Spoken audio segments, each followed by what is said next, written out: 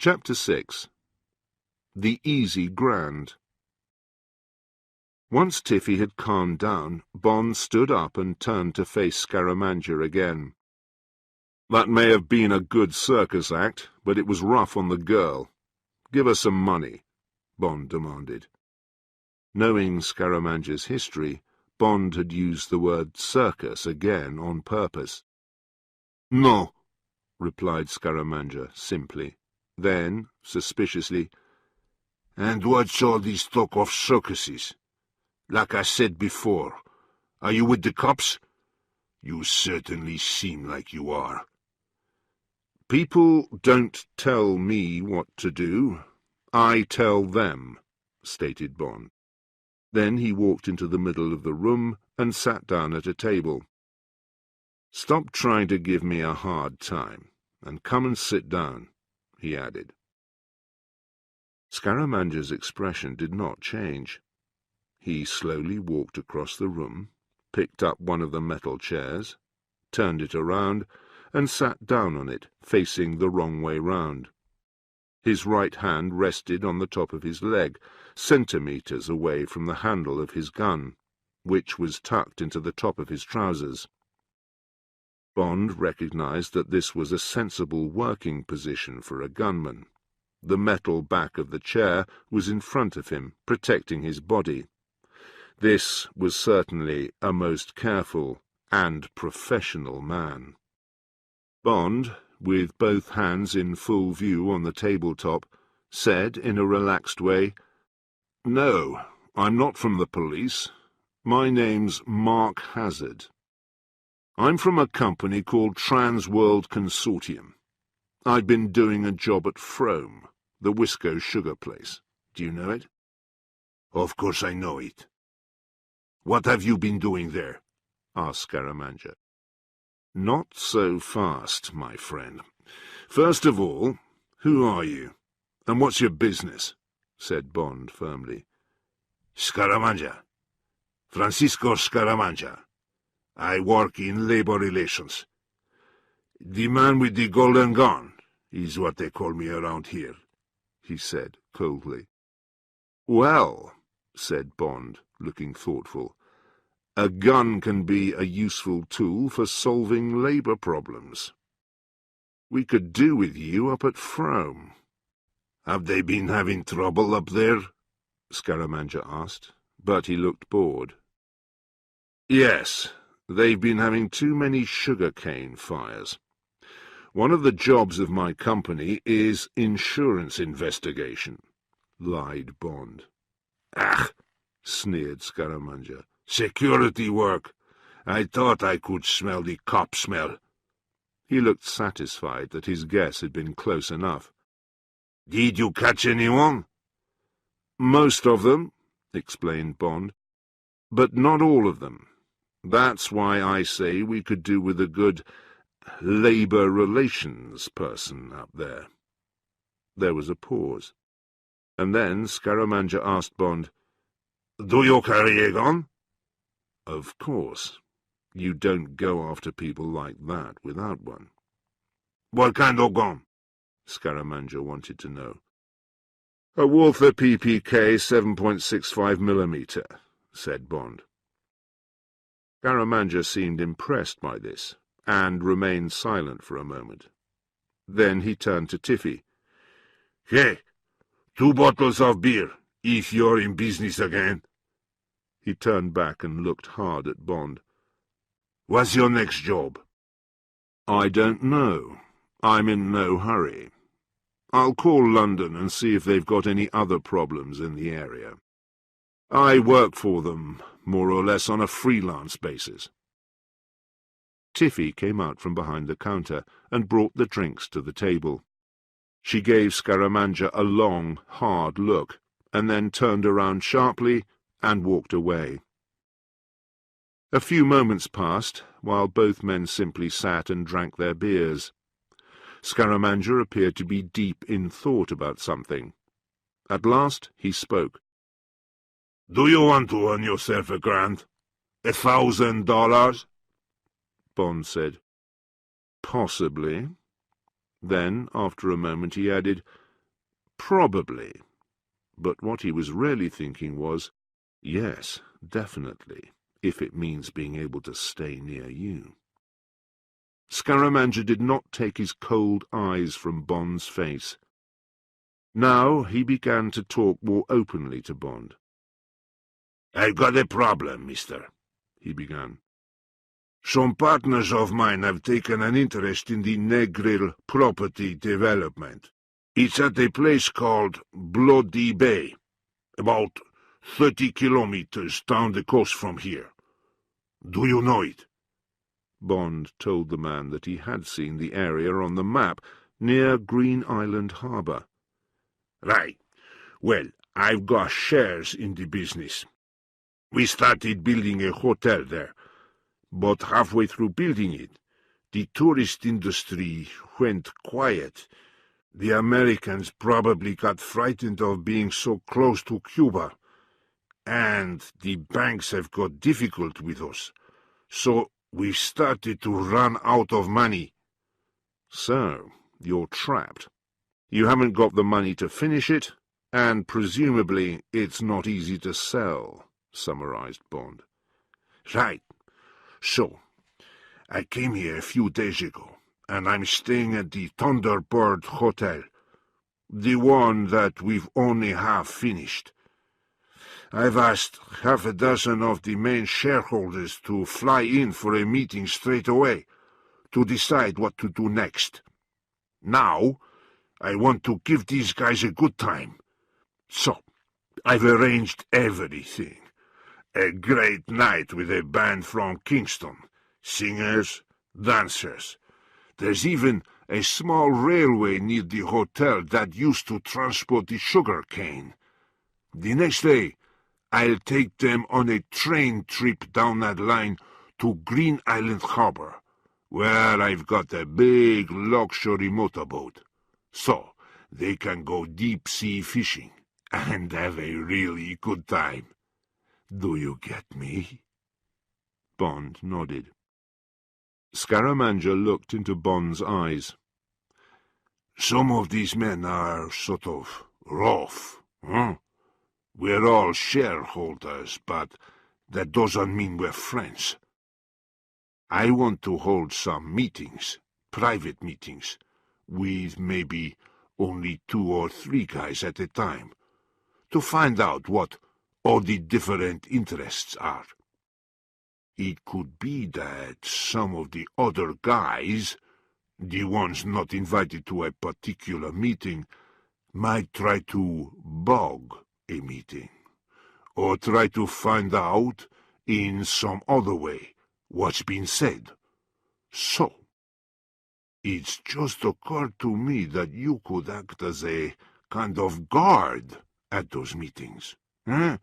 You could check the room for microphones, then stay outside the door and make sure that no one comes nosing around." Bond could not stop himself from laughing. Then he said, "So you want to hire me as a kind of personal bodyguard? Is that right?" Scaramanga frowned. "And what's so funny about that, mister? It's good money, isn't it?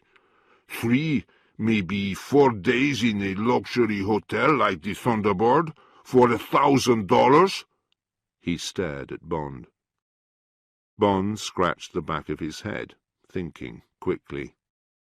He knew he had not heard the full story.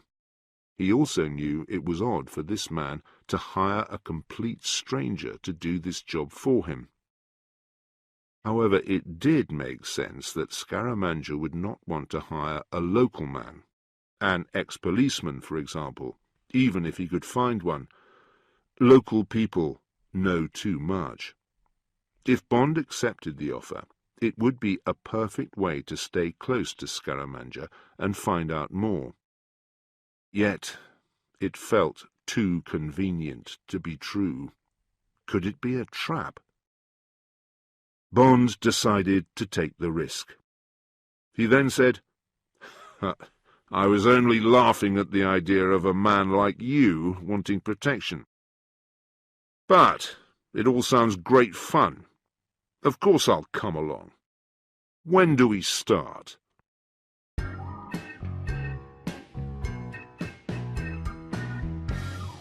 Chapter 7. Into Scaramanga's World. It was early evening now, and Bond was driving his car, in the dark, along a country road he did not know. He had been told to follow Scaramanga's car to get to the half-built Thunderbird Hotel.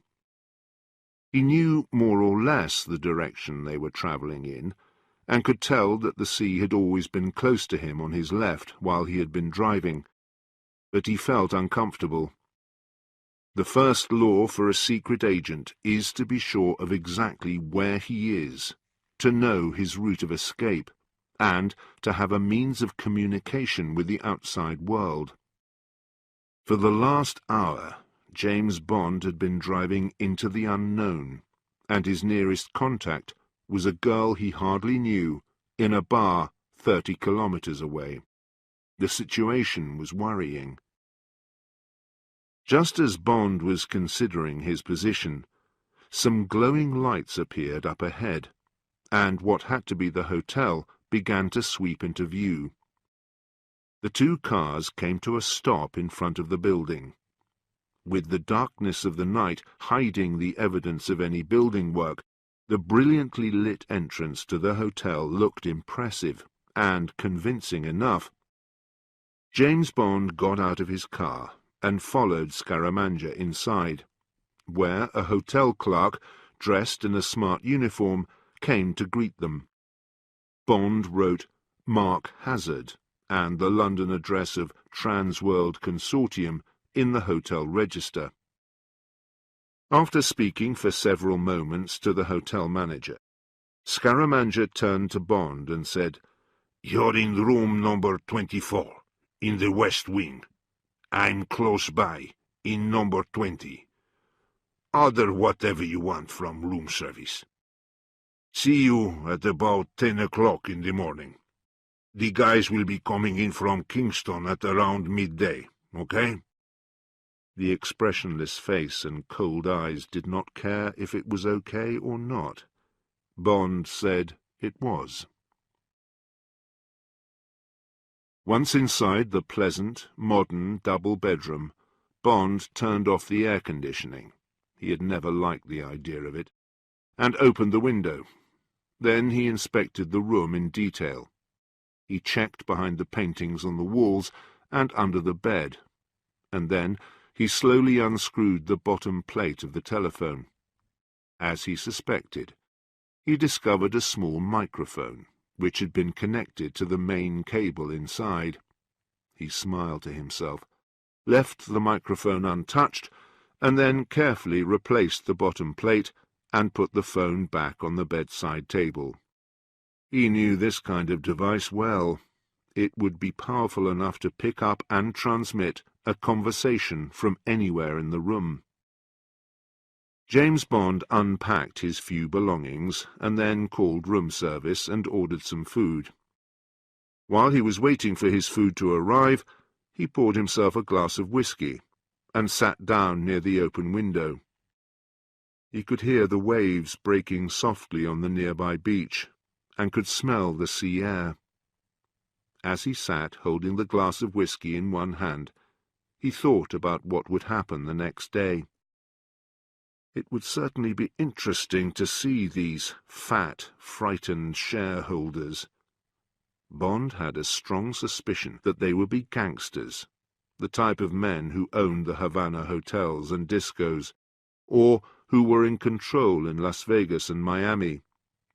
And who was Scaramanga working for? Whose money was he representing? It could be anyone in the Caribbean, yet Bond was sure that the money would have come from criminal sources. He was probably still working for the Cuban secret police. And what about the man himself? The incident with the birds certainly proved that Scaramanga knew what he was doing with a gun. How on earth was Bond going to kill him?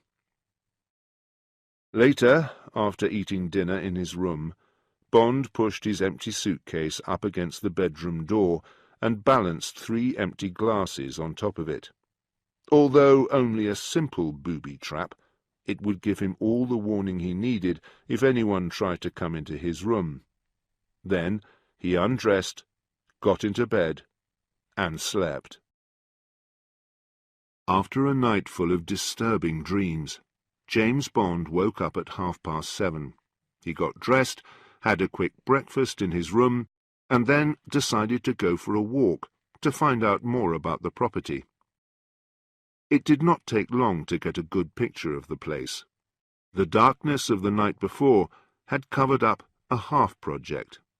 Bond now clearly saw that the east wing of the hotel had only just been started, while in the main section of the building there were workmen everywhere. They were hurriedly fitting carpets, hanging curtains, and even painting walls, but no one was employed on the essentials. The big cement mixers and diggers lay untouched outside. Beyond the newly laid gardens, the wild mangrove swamps spread out far and wide, full of crocodiles, and giving off a strong, unpleasant smell. Bond guessed that the place needed at least another year, and another $5 million before it would be properly finished. Some of the shareholders were not going to be happy when they saw this. They might want to sell their shares in it. But other businessmen might want to buy into it as long as they could do so cheaply, and use it as a tax loss to set against more profitable business elsewhere. Businessmen often preferred to have money in property here because Jamaica gave big tax concessions. That was better than having to pay high taxes to the government in the United States, Cuba, or anywhere else. So Scaramanga planned to blind his guests with pleasure and send them back happy to their syndicates, so that they would recommend buying into the project. Would it work? Bond seriously doubted it. Bond glanced at his watch. It was nearly 10 o'clock. So he walked back to the main reception desk of the hotel. Scaramanga, dressed in another smart suit, was at the desk talking to the manager. He nodded to Bond. "Let's go and have a look at the conference room," he said. Bond followed him through the hotel bar to a big, simply furnished room. It had a large, round table with a telephone on it and 7 white leather chairs around it. Bond began to look carefully around the room. He said, "The wall lights could be bugged, and of course the telephone. Do you want me to have a close look at it?"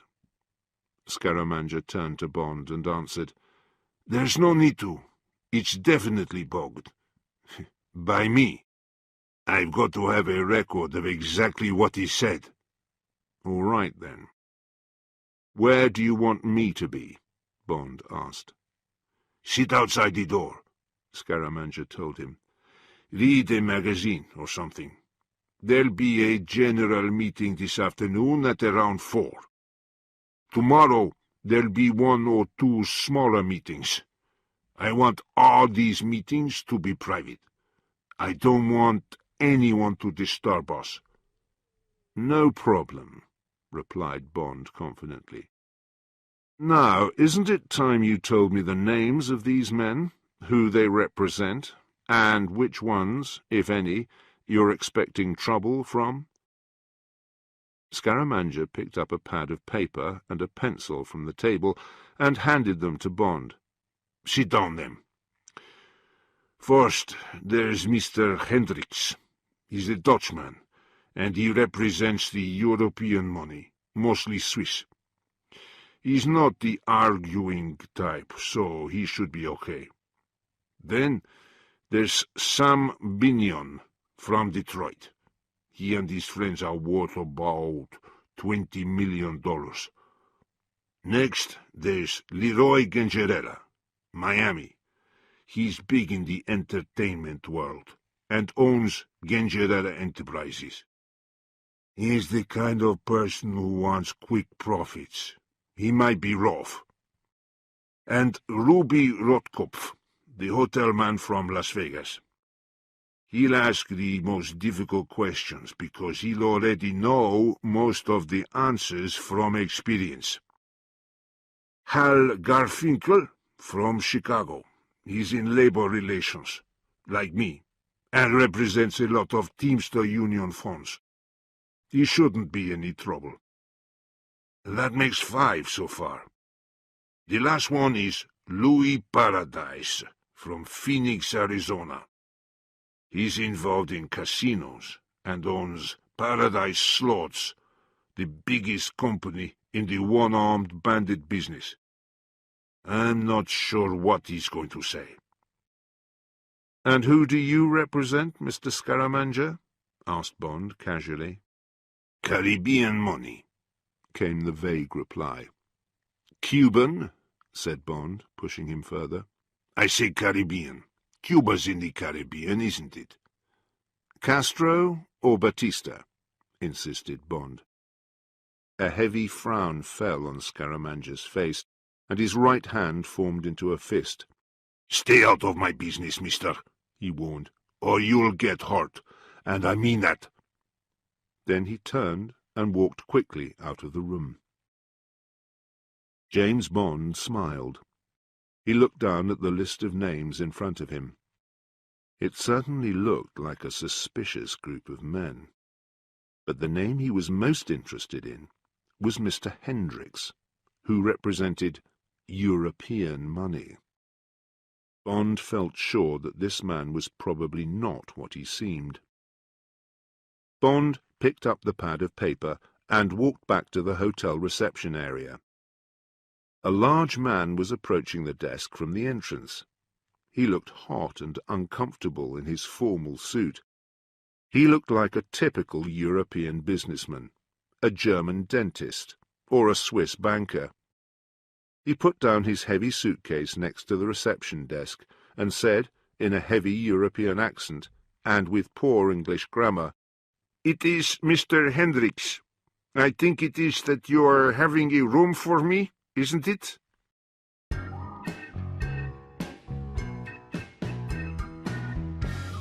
Chapter 8. The 6 Men. The men on the list had begun to arrive. Scaramanga was there in the hotel lobby to greet them, and Bond stood nearby, mentally trying to match each man to one of the names on the list as they came through the door. They all looked quite similar, dark-faced, clean-shaven, hard eyes, and each one carried a briefcase. Bond also noticed that 1 or 2 of them were carrying guns under their suit jackets. Once they had all arrived, Scaramanga walked over to Bond and told him, "See you in the bar around 12 o'clock. I'll be introducing you as my personal assistant." Bond nodded before strolling off in the direction of his bedroom. When he walked into the room, he carefully checked that everything was exactly as it had been when he had left the room at about 9 o'clock that morning. His razor was a couple of millimeters closer to the basin than it had been before. He now knew, without question, that his room had been searched while he was out, and that a real expert had done it. Bond was pleased. It was good to know that at last the fight really had begun. He took a shower, and afterwards he looked at himself in the bathroom mirror and smiled. At last, after so many difficult months, he saw the real James Bond looking back at him. He felt a wave of excitement pass through him. He was ready for this mission. When Bond walked into the bar just an hour or so later, all the men were already there, wearing more relaxed clothes and drinking champagne.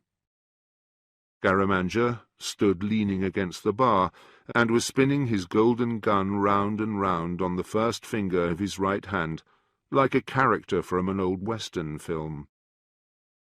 As the door closed with a click behind Bond, Scaramanga swung round and the golden gun suddenly stopped in mid-turn, its barrel pointing directly at Bond's stomach. "Guys," said Scaramanga loudly. "Meet my personal assistant, Mr. Mark Hazard, from London, England. He's come along to make sure things run smoothly this weekend. Mark, come here and meet everyone." He lowered the gun and pushed it into the top of his trousers. Bond, knowing that this was his chance to get to know more about the men, smiled and walked up to the bar. He ordered a gin and began to move among the gangsters, making small talk. With one man he asked how his flight had been. With another he inquired about the weather in the United States and commented on the beautiful scenery in Jamaica. As he talked to each man, he made a mental note of his voice and recalled his name. After a while, Bond walked purposefully towards Mr. Hendricks and tried to start a conversation. "It seems we're the only two Europeans here. I gather you're from Holland. I've often passed through it, but never stayed there. It's a beautiful country," commented Bond. "Yes," answered Hendricks simply, and with a heavy accent. "What part do you come from?" Bond inquired. "Den Haag," came the short reply. "Have you lived there long?" asked Bond. "Many years," replied Hendricks. "It's a very beautiful town," said Bond. "Yes," said Hendricks, without interest. Bond waited a moment to see if he would add anything further, but nothing happened. "Is this your first visit to Jamaica?" asked Bond, hoping to get more than one word in reply. "No," replied the Dutchman, and he looked straight past Bond in the direction of the bar. "Excuse me, please," he added dryly, and then moved away. He walked over to Scaramanga, who was standing alone, leaning against the bar. Mr. Hendricks said something, and his words acted like a command on the other man. Mr. Scaramanga stood up straight and immediately followed Mr. Hendricks into a far corner of the room. Then he stood and listened carefully as Mr. Hendricks talked rapidly, in a low voice. Bond watched the scene closely. He noted with interest the way in which Scaramanga, who, until now, had been full of arrogance and self-importance, treated this man with respect and deference. Seeing Mr. Hendricks now, Bond guessed that he must be part of either the Mafia or the KGB. After having lunch together, the group of men split up and went to their rooms to rest for a few hours before the conference started. Later that afternoon, as Bond returned from his room and walked through the lobby, the hotel manager came out from behind the reception desk. Mr. Hazard?" "Yes," answered Bond. "I don't think you've met my assistant manager, Mr. Travis," he stated. "No, I don't think I have," said Bond. "Would you like to step into my office for a moment and meet him?" he asked politely. "Later, perhaps. I'm on my way to the conference," Bond explained. The smartly dressed man came a step closer, then said quietly, "He particularly wants to meet you, Mr. Bond." Bond suddenly understood. This man was clearly also working undercover, like him, and possibly wanted to introduce him to another agent. "Right," agreed Bond. "We'd better make it quick." The manager stepped behind the desk and opened a door. Bond went in, and the manager closed the door behind them. A tall, slim man was standing with his back to them, leaning over a desk. He turned. He had straight, fair hair, a bronzed Texan face, and instead of a right hand he had a bright metal hook. Bond stopped in his tracks. A broad smile spread across his face, and his eyes shone with joy.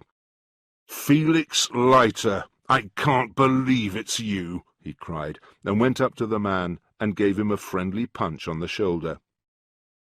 The face was slightly more lined than Bond remembered, but the man's smile was just as friendly and warm as it had always been. The men knew each other well. Leiter was in the CIA, and had worked with Bond on several previous missions. They had been through a lot together, and during one very challenging mission several years earlier, Leiter had lost his right arm and part of his left leg to a shark. Bond was hugely relieved to know that Leiter was also working for Scaramanga, and that he would no longer be working on this mission alone.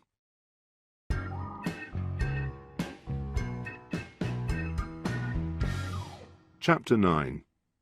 The Conference. James Bond left the reception area and quickly made his way to the bar.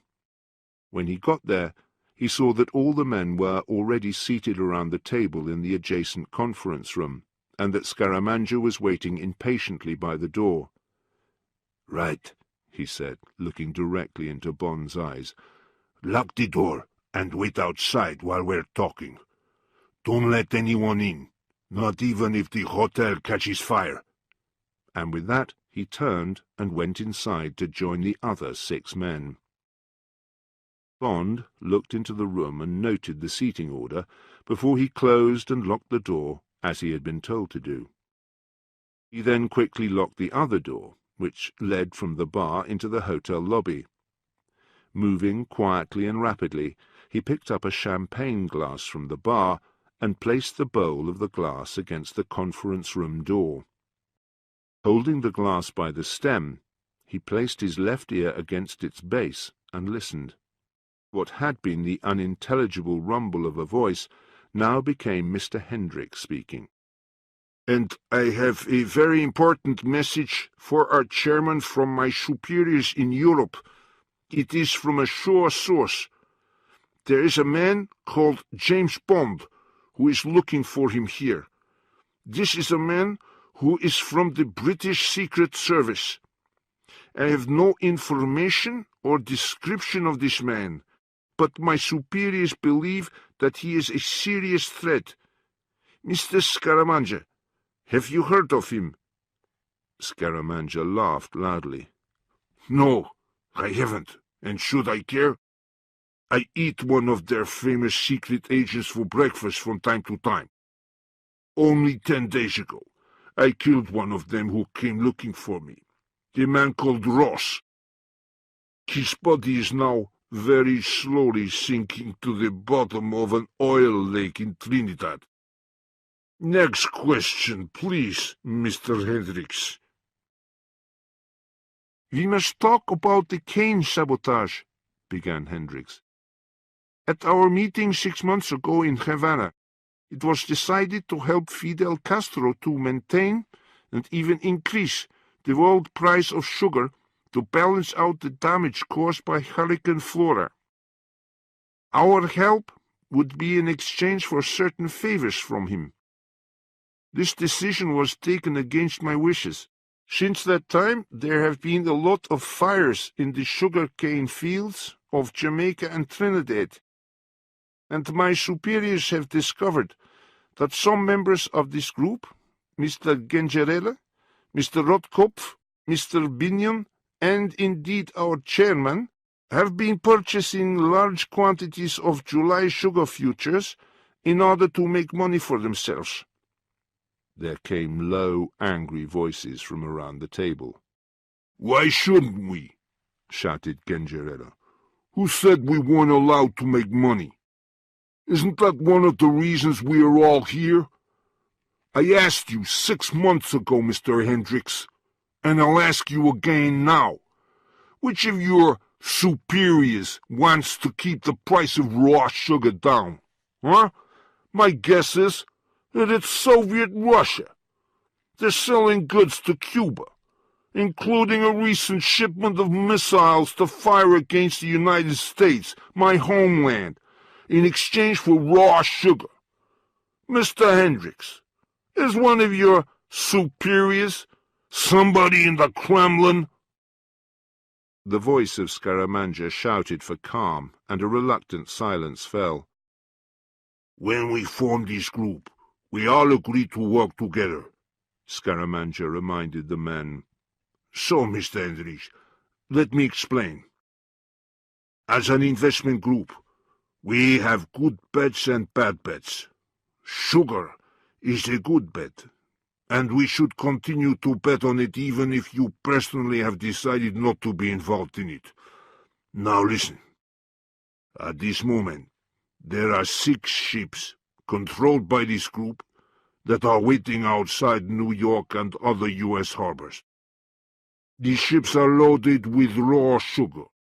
These ships, Mr. Hendricks, will not dock and unload their sugar until sugar futures, July futures specifically, have risen by another 10 cents.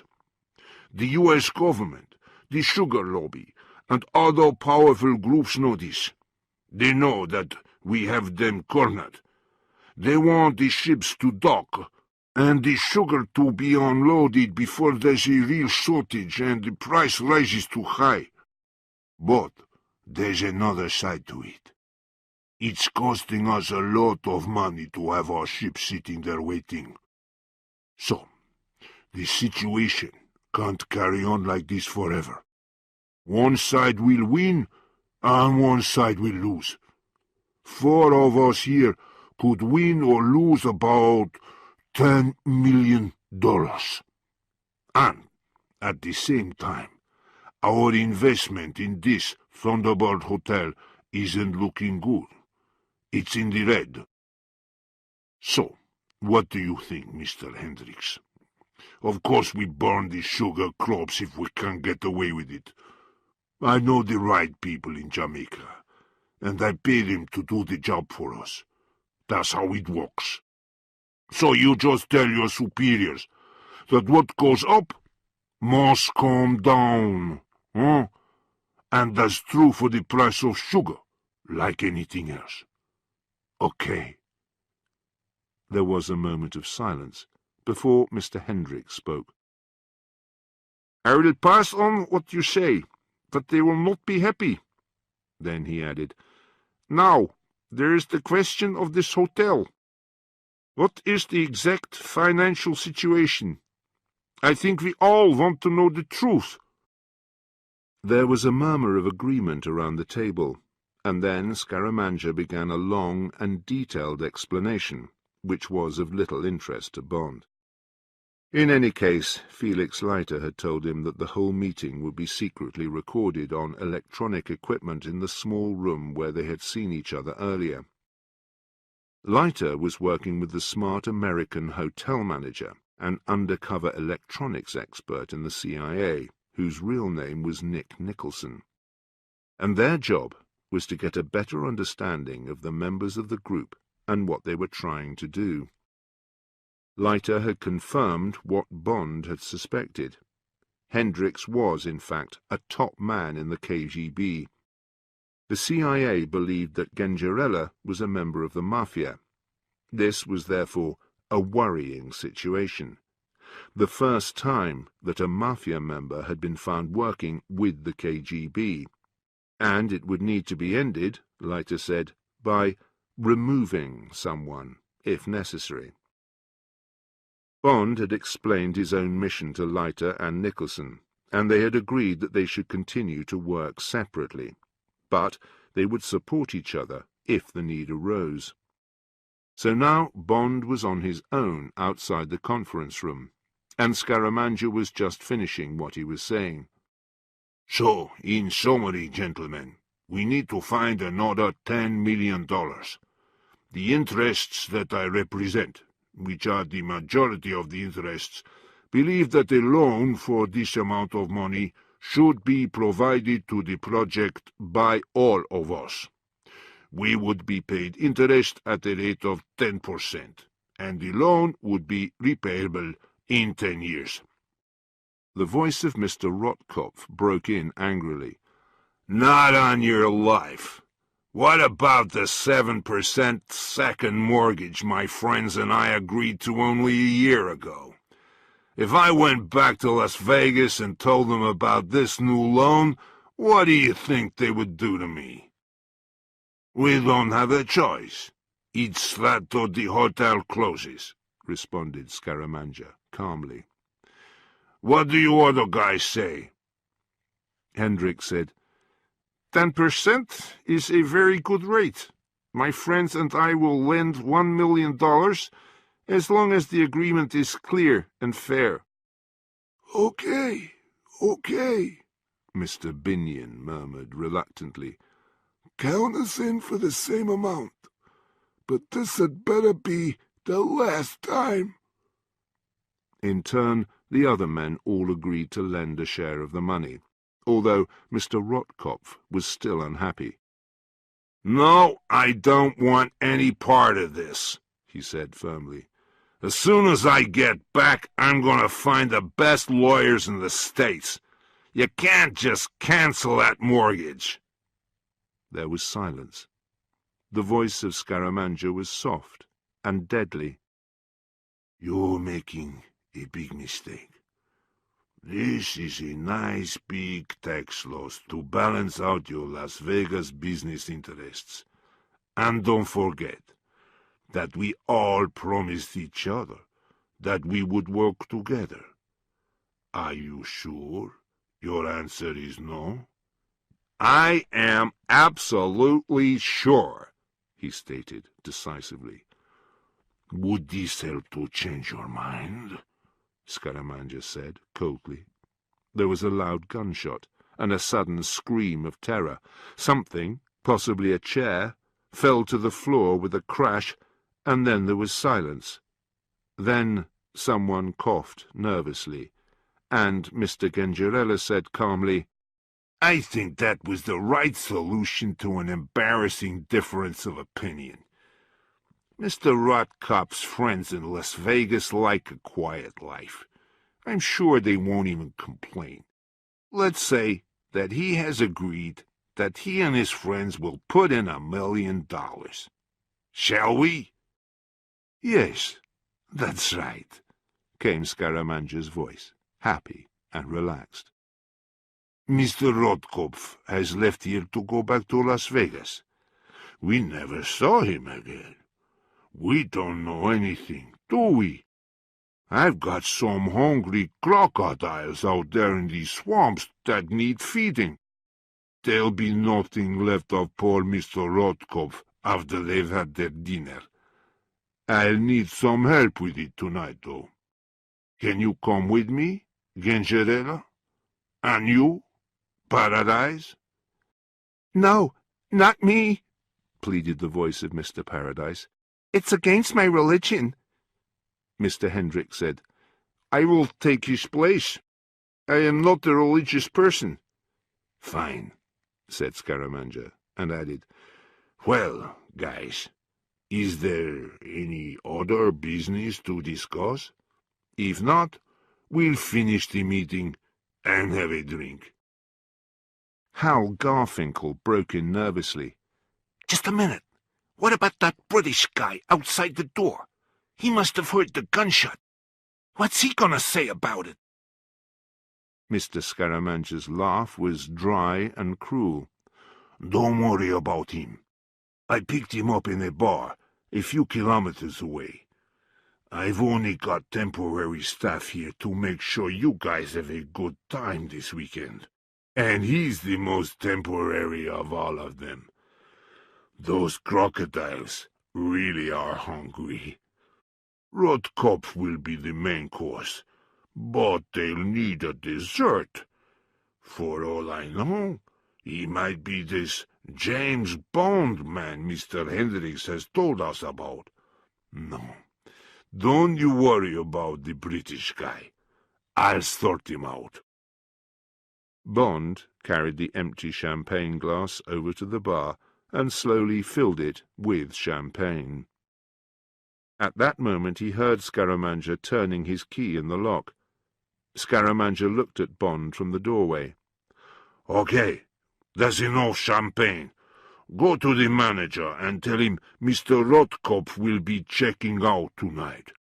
And say that a major fuse blew during the meeting, and no one can go into this room, and that I'm going to find out why we're having so much bad workmanship around the place. Okay? Then, is drinks, dinner, and dancing girls. Got it? James Bond said that he understood.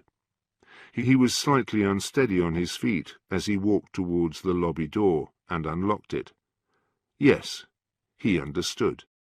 Mr. Rotkopf was dead, and Bond was the next person on Scaramanga's list. He understood only too well what the situation was.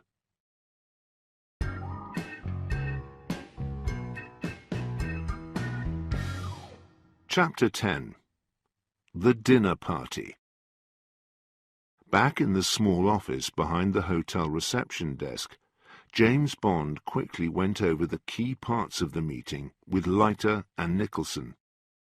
They all agreed that they had enough evidence recorded on tape to have Scaramanga locked away in prison for the rest of his life. Leiter planned to follow the men later that night, when they got rid of Rotkopf's dead body. He wanted to try and get enough evidence to take Garfinkel and Hendricks to court as well. Bond returned to his room, poured himself a large whisky, and then lay on his bed thinking about the day's events. One thing was certainly clear. He now found himself in a very delicate and dangerous situation. When Bond joined the others for dinner, he could sense that things had changed. The men now seemed to be avoiding him. They knew the boss did not trust him and wanted him dead. He was certainly not someone they now wanted to be friendly with. The restaurant had been decorated with tropical plants and colourful fruits, and as the men ate their meal, a calypso band was playing rather too loudly on the stage.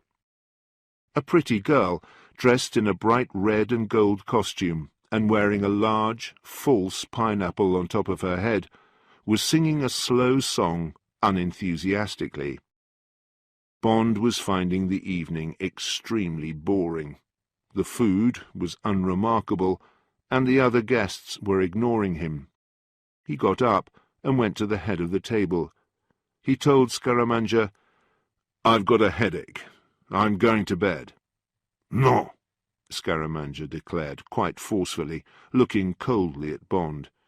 "If you think the evening isn't going well, make it go better. That's what you're being paid for. Do something about it." It was many years since James Bond had accepted a dare. He felt the eyes of the group watching him, waiting to see what would happen next. Stupidly, he wanted to show these men, who thought him unimportant, what he could do. He did not stop to think that it would have been better for him to keep quiet at that moment. Instead, he said decisively, "All right, Mr. Scaramanga. Give me $100 note and your gun." Scaramanga did not move. He looked up at Bond with surprise and uncertainty. Mr. Paradise shouted, "Come on, let's see what he can do." Scaramanga reached for his wallet and slowly took out a folded $100 note. Next, he carefully reached into his waistband and pulled out his gun. He laid the golden gun and the note on the table in front of him. With his back to the stage, James Bond picked up the gun and checked that it was loaded. At once Bond turned, dropped onto one knee so that his aim would be above the musicians on the stage, and shot the gun. The explosion was deafening, and the music stopped immediately. There was a tense silence. What was left of the false pineapple fell to the floor with a thud. A second later, the girl put her hands to her face and slowly fell down onto the floor. As the men started to comment to each other in low voices, Bond picked up the $100 note and approached the girl. He lifted her up by her arm and pushed the folded note into her hand. "That was a fine act we did together.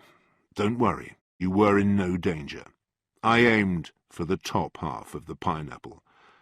Now, run off and get ready for your next song." He turned her round and gave her a gentle push.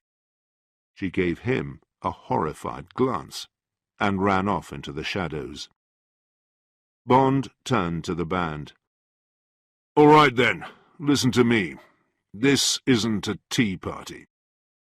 Mr. Scaramanga's friends want some action and some fun.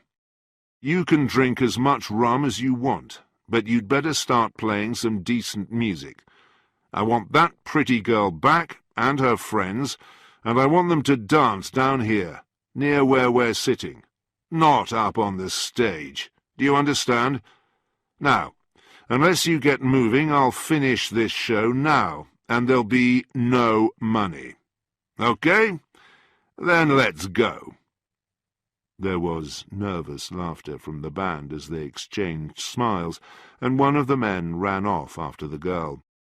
Bond walked back and laid the pistol down in front of Scaramanga, who gave Bond a long, questioning look, and then pushed the gun back into his waistband. After Bond's impressive act, the atmosphere lifted, and the evening became a success. It had been a risk, but it had paid off, and it wasn't until the early hours of the morning that Bond slipped away back to his room. With relief, Bond took a shower and climbed into bed. He worried for a while about having shown off with the gun, but it was a stupid mistake that he could not change now. He soon went to sleep and dreamt of 3 dark figures dragging a shapeless, heavy weight towards dark waters that were full of long, twisting, snapping crocodiles.